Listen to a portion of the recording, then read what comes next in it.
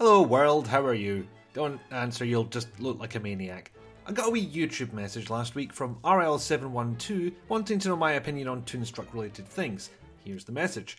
Hi Icky, I'm guessing you will have wondered this as well, but with the recent release of Toonstruck on GOG and Keith Aram hyping some news about the sequel on Twitter shortly after release, I've been thinking. Do you think Keith and a team have been working on the second half / sequel to the game in secret these last few years, re-adding the assets they worked on back in 1996, which has been confirmed from some sources that dialogue was recorded back then for those parts of the game, and gameplay in FMV was developed, and when making the deal with GOG to release the original, could they have made some sort of exclusive deal to release a sequel on their site as a surprise, maybe come as a separate title, or some sort of version update? Keith probably has the contacts with the original team and funding to do it, especially since his company PCB Productions does a lot of audio work for some big gaming titles including the Call of Duty series. Thanks. Okay, so this is about Toonstruck being released on GOG. Before we go any further, I'll just say that I love Toonstruck. I love its quirkiness and its puns and the fact that Christopher Lloyd is in it, and I also acknowledge some of the flaws it has. Some of the puzzles are just crap. I don't know how much of this derives from me finding the game all on my own rather than have it recommended to me, but I'll work that one out before I decide to do a review on it. It'll come one day, I just need to make sure I do that one right. Anyway, Toonstruck got cut in half right before it came out in 1996. This was so they could release the remaining content as a sequel, but since not enough people bought the first game, the sequel was never greenlit. Which sucks.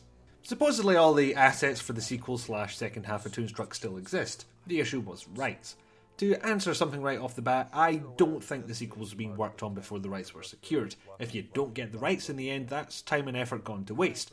Hell, if you mess with the wrong company, you might not even be allowed to put it on your CV. It doesn't make sense from a business standpoint. And given how long it's actually taken to get the damn rights, it must have seemed like an uphill battle the entire time. No way you'd greenlight a sequel in that environment. Now, the following trail was made from about an hour of wiki trawling, so accuracy is debatable, but here's what I got. Toonstruck was published by Virgin Interactive, which became Avalon Interactive, which was purchased by Titan Interactive. When that company went bankrupt, all of their assets went to Interplay Entertainment, who faced bankruptcy more than once, which involved selling off some assets and entering a publishing deal with Vivendi Universal.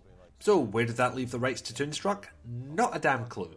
I wouldn't be surprised if the bankruptcy documents listed the rights being sold in 2 bullet points: Fallout and literally everything else. Mind you, the rights to Baldur's Gate and Wasteland must have been negotiated at some point.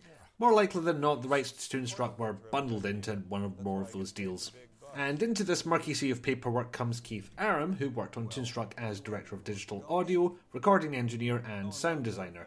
He announced his intention to get the sequel made, which morphed into remastering the original, to an iOS release, to just getting a digital release of the first game, which morphed into pretty much silence.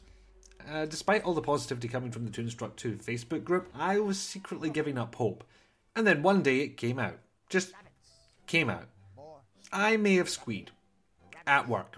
And bought it immediately.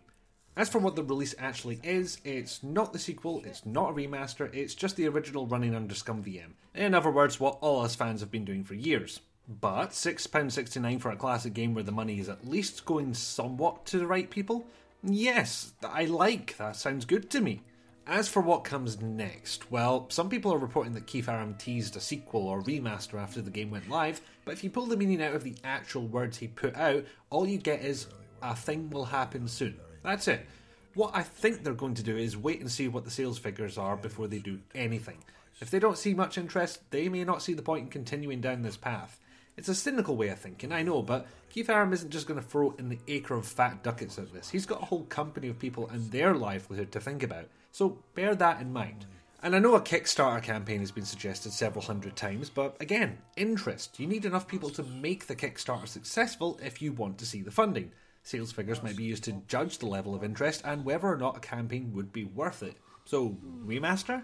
I haven't heard anything about them having access to the original assets. Like I said, the GOG release uses ScumVM, which uses files from the game disks to run. Either that was done because it was the quickest way to do a digital release, or because that's all they had. Personally, I'm guessing they don't have those assets. If that's the case, you might be able to add a few filters or such, and a 3x windowed filter would be a welcome addition, my opinion. But this is about as good as it's ever going to look. We're talking about a fairly niche game here, and the cost of redoing any of the work would make the budget skyrocket. Plus, it's been nearly a decade, Christopher Lloyd does not look how he once did, sadly.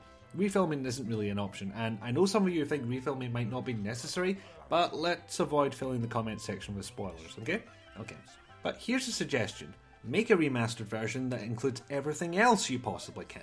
Hint system, developer commentary, keyboard shortcuts for the inventory, maybe an option to randomise the puzzle solutions. Okay, that one's harder without getting new voice work done, but you see my point. And we finally get to the sequel that never was. I don't think there's going to be a complete edition where the first game and the sequel are mashed into one.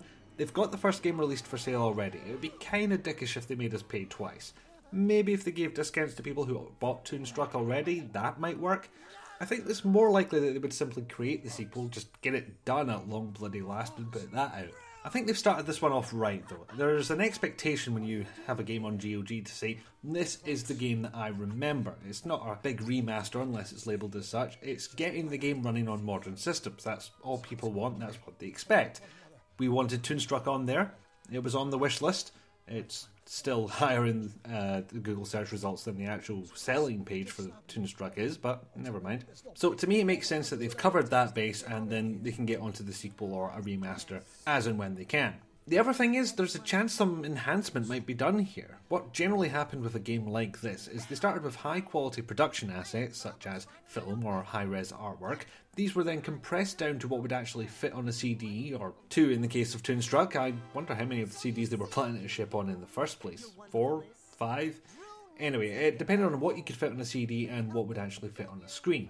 My opinion is that the only assets they had for the first game were what was shipped on those CDs. If they didn't finish making the sequel, the possibility exists that there's some higher resolution assets to work with. I'm willing to bet that all the assets for the first game have been lost already. The sequel's assets? That's more up in the air. That could lead us into Enhanced Edition or Remaster territory.